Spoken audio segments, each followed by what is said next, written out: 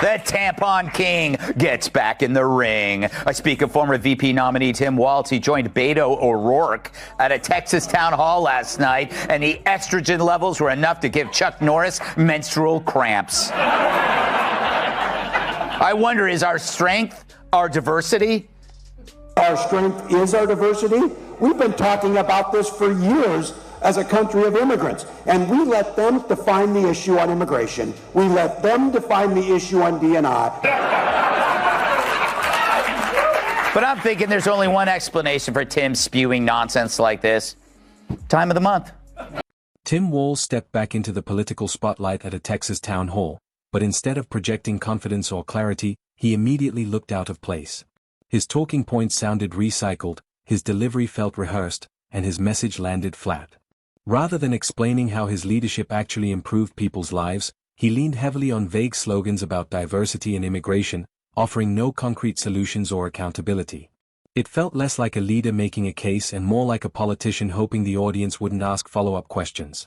From the very first moments, Walz didn't look prepared for scrutiny, and that weakness became the opening Greg Gutfeld needed. Walz continues to be criticized for embellishing his rank in service. After it came out over the weekend, he once claimed to be an official bikini inspector. Walz's direct superior in the National Guard says Walz knew his unit was about to deploy to Iraq and went behind the back of his superior officer to resign. When reached for comment, Walz yelled, "Hey, look over there," and then ran away. Although Walz's actions look bad to veterans, Dems say these revelations could really help him win the coward vote. Greg Gutfeld didn't approach Tim Walz like a traditional political opponent. He approached him like a comedian dissecting a bad performance. Every vague statement, every confused pause, and every hollow slogan became fuel. Gutfeld exposed how Walz's rhetoric collapses the moment it's challenged, turning what should have been a serious policy discussion into a public takedown. Instead of sounding like a governor in control, Walz came across as overwhelmed, while Gutfeld made it clear that satire works best when reality does most of the writing. Avoided his military background to cover up his crime. He said it was related to his service, and that he actually wasn't drunk. He just misheard the instructions in the drunk test. He blew a super high level. It was like, 0.2, driving 100 miles an hour. And then when he's running for office, he said that he wasn't drunk. I mean, this guy has creep written all over it. He created a snitch line, but lies about his personal infractions. He doesn't even own up to it. This is a guy who pushes a hoax about a sex on a couch, and then the closer you look at him, he's a... One of the most damaging moments came when Tim Walz's past military claims were brought back into the spotlight. Reports resurfaced suggesting Walz exaggerated aspects of his service while resigning just before his unit's deployment. For veterans and military families, this isn't a minor issue, it's about credibility and honor. Gutfeld hammered this point hard, emphasizing that using military service as a political shield while avoiding difficult realities is something voters don't forget. Once trust is broken on an issue this serious, no amount of talking points can repair it. Donald Trump's executive order to make it more difficult, specifically to women, trying to make it more difficult for women to be able to vote.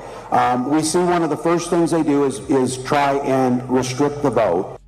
Wait, so Trump is making it more difficult for women to vote? How so?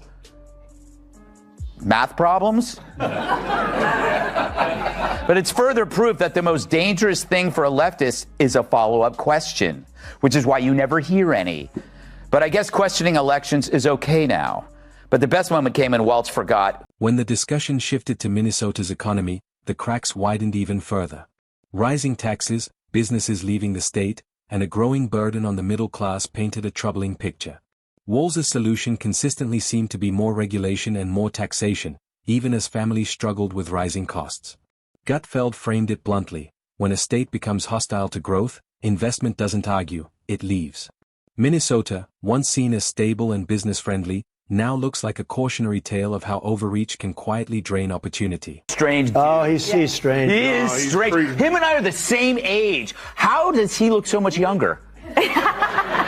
No, he's a strange guy.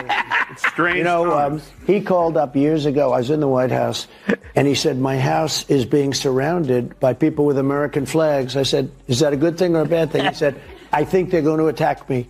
This was during the riots and everything else. They were MAGA people. You know, they like the American flag, all right? And they also had Trump. And I said, how do you know? There were about 15,000. He said, could you put out a word like that I'm your friend? I don't even know him, but that's the only time I ever spoke to him. And if you look back long ago, tweets, before Truth, tweets, long ago, I put out a statement. He's a good man, the governor. He's on our side. I didn't know him, but I didn't want him to get hurt. And everybody put down their flags and they left. He said it was a miracle. Public safety under Tim Walz became another pressure point. Instead of addressing crime with firm leadership, his administration often appeared to deflect blame onto society, onto systems, onto abstract causes. Gutfeld cut through the noise, pointing out that victims don't need explanations, they need protection. Crime doesn't go down because leaders hold press conferences or use softer language. It goes down when consequences are clear and enforcement is consistent. Under Walz, the message felt confused, and criminals seemed more confident than citizens. Bad cocaine, but Kamala can't speak, he can't speak, Biden was so high he couldn't remember anything. Like, this is literally the dumbest administration of all time. Why is he talking? It really is the ultimate clown show. And I said this in the 5. He's a clown without a circus. He doesn't even need makeup. He's roaming the terrain. Is there some carnival that I could work for? Yeah. I'll wash your windows. He's a rogue clown. Yes. Who is just an inconsequential footnote to vice presidential history. Yes. No one will remember his name on trivia night, and that's going to be in... As a former teacher, Walz should have had credibility on education. Instead, his policies raised serious concerns. Classrooms increasingly felt like ideological battlegrounds rather than places of academic focus. Parents watched as basics like math, reading, and science took a backseat to social theories and political messaging. Gutfeld highlighted the irony perfectly, a system that claims to empower students while quietly lowering standards. Education should prepare kids for the real world, not leave them emotionally validated but academically unprepared. We're talking about these old white guys who seem to disappoint us on a regular basis in this country. Dude. You're an old white guy. And you're right, you are a huge disappointment. I guess hating himself is the first thing he's nailed correctly. Because Walz saying old white men suck isn't a political stance, it's his confession. Walz calling people old and white is like Maxine Waters making fun of someone for shopping at Wigs R Us. He wants to execute more DEI policies, and Trump wants to execute murderous gang members. So there you go, ladies and gentlemen. Can you see? During the pandemic, Tim Walz exercised sweeping authority, but not consistently. Small businesses and churches were shut down, families were isolated, and livelihoods were destroyed, all in the name of public health. Yet politically favored protests were allowed without hesitation. Gutfeld exposed this double standard as one of the clearest examples of selective leadership. When rules apply only to some people, trust collapses.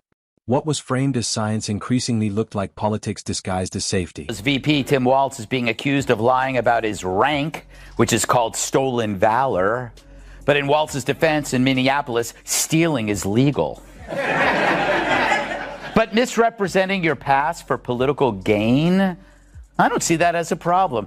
Minnesota's massive budget surplus should have been a moment of relief for taxpayers. Instead, it became an excuse for expanded bureaucracy and unchecked spending. Rather than returning money to the people who earned it, Walz's administration poured it into new programs, consultants, and long-term obligations. Gutfeld compared it to giving a credit card to a child and hoping for restraint. The result was predictable: more government, less efficiency, and taxpayers wondering what they actually gained. Lost, but one of them, Politico says, is like Walz's wide eyes showed his passion and emotional intensity. Can we show that? There is his wide eyes. That humans would widen their eyes to convey that danger is close. What emotion are you getting from that? Sorry. That was Tim Walz vomits more nonsense. Clip 9. Walz's attempts to defend himself in media interviews often deepened the damage. Answers wandered, points were lost, and clarity never arrived. Simple questions produced long, unfocused responses that sounded more like academic lectures than leadership statements. Gutfeld mocked this pattern mercilessly, but the underlying issue was serious. Leaders are judged not only by their policies, but by their ability to communicate them. When explanations confuse instead of reassure, confidence erodes quickly. Trump a wannabe dictator? It's because he is. It's because he is. Maybe it's an adult like Donald Trump, you bully the out of him back. This is a weak, cruel man that takes it out and punches down on people. Wow. Oh. Jamie. What a Painful, douchebag, huh? Greg. That was absolutely painful. He was the keynote speaker at this conference. Can you imagine having to watch more of that? Gutfeld's final assessment stuck because it felt accurate. Tim Walz as the IKEA governor. On the surface, everything looks polished and well-branded, but once you start putting the pieces together, something is always missing. Instructions are unclear, parts don't fit, and the final product feels unstable. It wasn't just a joke, it was a summary of a leadership style heavy on image and light on results. Minnesota didn't get the sturdy, dependable structure it was promised. It got a wobbly build held together by slogans. So the tone of the media was one of sadness, not reporting Walz's loss, but mourning it. Now, the truth is that a VP debate is like a colonoscopy. It's important and necessary, but that doesn't mean you want to watch it. Hong Kong and China during the democracy protests went in. And from that, I learned a lot of what needed to be in governance.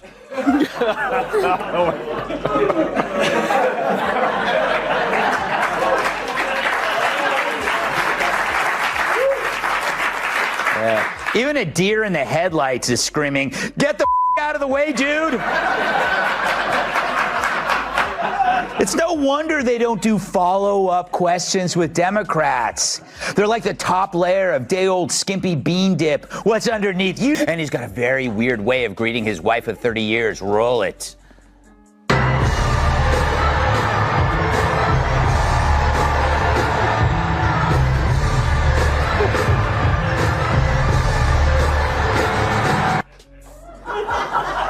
I want to see this in slow motion. You'll see Walz extends his hand to his wife. She grabs it. They shake. He pulls her close and then goes in for that non-friction hug, all the while still shaking her hand.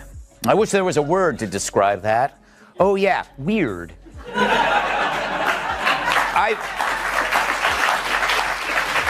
I've seen warmer embraces between Chris Christie and a salad.